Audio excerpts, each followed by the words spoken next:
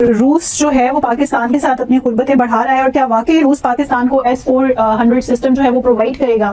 پاکستان کی جو air defence capability ہے اس میں شاید کہیں نہ کہیں گیپ ضرور موجود ہیں۔ آپ کو یاد ہے کہ یہ آپریشن سندور کے دوران بھارت نے بڑا اس کو ایڈوانٹیج ہوا S-400 کا، اور میں یہ سمجھتا ہوں کہ یہ ایک ایسا ایڈوانٹیج ہے انڈیا کو جس کو نریندر مودی نے کل خود آ کے سیلیبریٹ کیا۔ نیو نارمل یہ ہے کہ بھارت اب پاکستان سے نیوکلیئر تھریٹس پہ نہیں ڈرے گا یا نہیں اس کی وجہ سے لحاظ کرے گا۔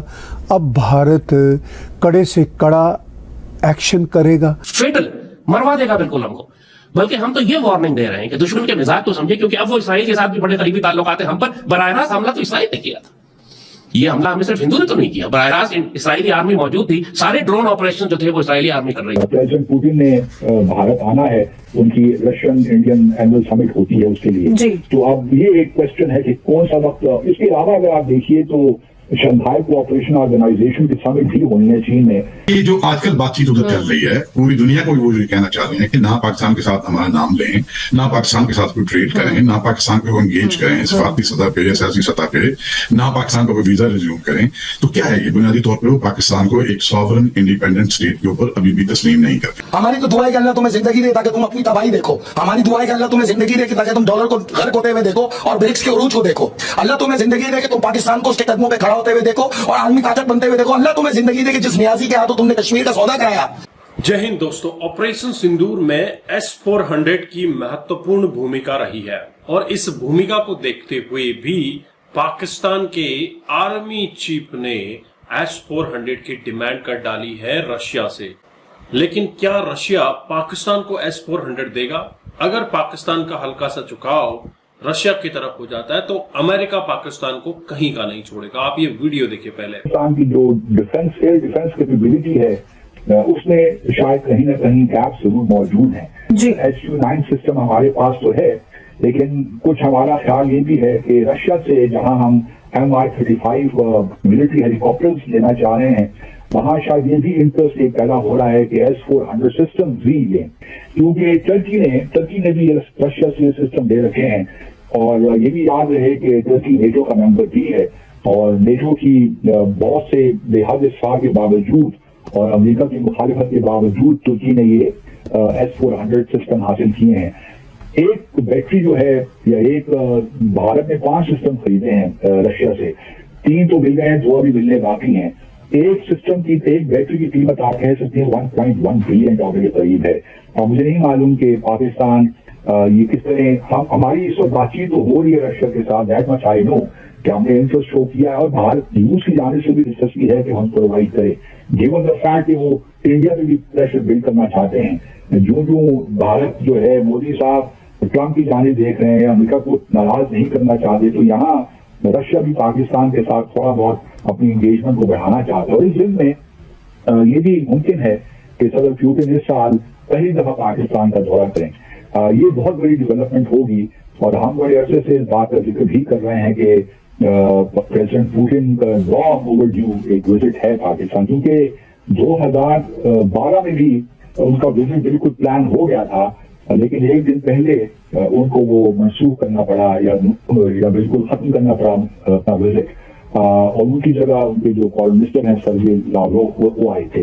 تو پاکستان کا وزٹ جو ہے رشین پریزیڈنٹ اگر کر لیتے ہیں، پاکستان آ جاتے ہیں، that would be a huge breakthrough in my view, کیونکہ اس سے دیکھیے ایک جو احتجاج ہے نا اس وقت روس اور پاکستان کے تعلقات میں سیاسی سطح پہ وہ ختم ہو جائے گی۔ ہماری جانب سے تو وفود جاتے رہے ہیں، ماسکو جاتے رہے ہیں، اور ہر پریزیڈنٹ ہر پرائم منسٹر ہی گیا ہے، لیکن رشین پریزیڈنٹ ابھی تک پاکستان نہیں آئے۔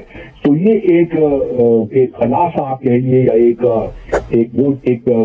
ہے چیز ڈیفیشنسی ہمارے ریلیشن شپ میں، اور جب تک پریزیڈنٹ پوٹن آتے نہیں اس وقت تک جو پولیٹیکل میسجنگ ہے وہ صحیح معنوں میں نہیں ہو سکے گی۔ تو ہم انتظار یہ کر رہے ہیں، اور مجھے جہاں تک معلومات میری ہیں کہ اس پہ بھی کام ہو رہا ہے۔ اب دیکھا یہ ہے کہ پریزیڈنٹ پوٹن جب بھارت آتے ہیں تو اس کے ساتھ ملاتے ہیں پاکستان کو یا سیپریٹلی آتے ہیں، کیونکہ प्रेसिडेंट पुतिन ने भारत आना है, उनकी रशियन इंडियन एनुअल समिट होती है उसके लिए। तो अब ये एक क्वेश्चन है कि कौन सा वक्त। इसके अलावा अगर आप देखिए तो शंघाई कोऑपरेशन ऑर्गेनाइजेशन की समिट भी होनी है चीन में इस साल के दूसरे हिस्से में, मेरे ख्याल में अक्टूबर या नवंबर में किसी महीने ये होगी। वहाँ हमारे प्राइम मिनिस्टर यकीनन होंगे, प्राइम मिनिस्टर पुतिन भी होंगे, वहाँ भी मुलाकात होगी I am sure on the side lines of the SCO summit. लेकिन उससे पहले होता है विजिट, उसके बाद आई डू नॉट, ये भी मुमकिन है कि इसको अगले साल के शुरू तक ले जाएं, लेकिन ये प्रेसिडेंट पुतिन का जो विजिट है ये इम्पोर्टेंट है। अब ये जो वार है, अब ये इंटरनेशनल बॉर्डर जो एक्चुअली एलओसी है उसके आर पार ही नहीं है, अब ये शहरों में आ गई है। तो ये बात उनकी ठीक है, वाकई ये अब पाकिस्तान के लिए अलार्मिंग है। ये इनफैक्ट पाकिस्तान के शहरों पे आई है, भारत के शहरों पे उन्होंने लाने की कोशिश की जैसे पुंछ में और पंजाब के एक दो जगहों पे, मगर ये अब पाकिस्तान के लिए बहुत बड़ा चैलेंज है। ये वाकई अब शहरों में आ गई है। वो कहते हैं अब इसकी जो एस्केलेशन है वो फर्दर हो सकती है और वो खतरनाक होगी। दुश्मन के मिजाज तो समझे, क्योंकि अब वो इसराइल के साथ भी बड़े करीबी ताल्लुकात हैं। हम पर बराह रास्त हमला तो इसराइल ने किया था। ये हमला हमें सिर्फ हिंदू ने तो नहीं किया, बराह रास्त इसराइली आर्मी मौजूद थी, सारे ड्रोन ऑपरेशन जो थे वो इसराइली आर्मी कर रही थी।